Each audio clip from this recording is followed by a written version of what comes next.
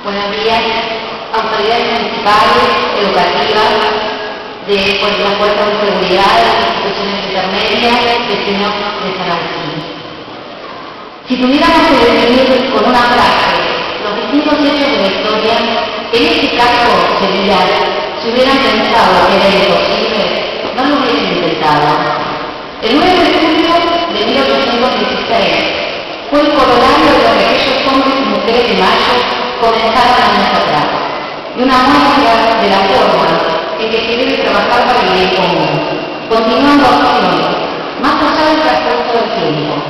Por eso, hombres y mujeres que son recordados y forjaron nuestra historia, perduran en nuestra memoria. Por aquel entonces, Tucumán era una pequeña ciudad de 12 manzanas. Desde lejos podían ver las torres de las 4 iglesias y el cabildo. Los tucumanos, unos 13.000, tenían una vida tranquila que terminaba al mediodía, cuando el centro se poblaba de carretas, vendedores ambulantes y gente que iba y venía en las fruterías y las tiendas. Los primeros en llegar a Tucumán para conformar el Congreso fueron los diputados porteños y cuyanos. Los restantes fueron sumándose luego, hasta que el 24 de marzo, en aquella época, hechas sin connotaciones nefastas, se inauguraron las sesiones del Congreso. Fue en la casa de doña Francisca bastante Laguna. Luego, el gobierno compraría esta vivienda en 1869 para destinarla a oficinas de correo.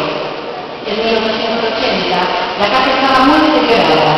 Entonces, se aprueba un proyecto de restauración que tardó más de medio siglo en completarse. Este 9 de julio se había dado un gran paso.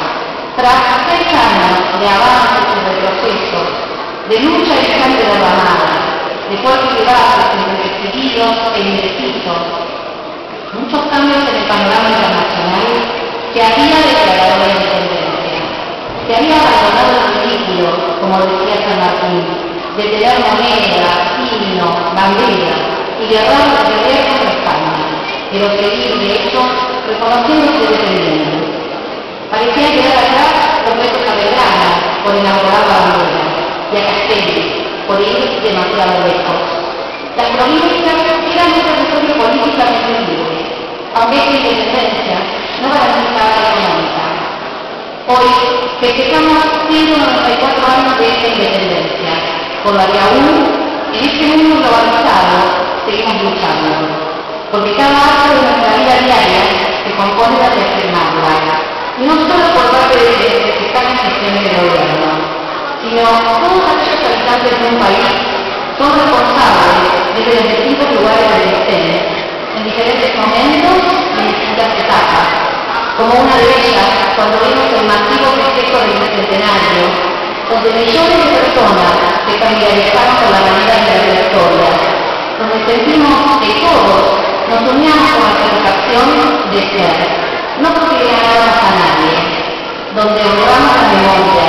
Esto quiere decir que estamos empezando a pertenecer. Esto indica que todos los que componemos un territorio tenemos la responsabilidad de seguir preservando esta independencia.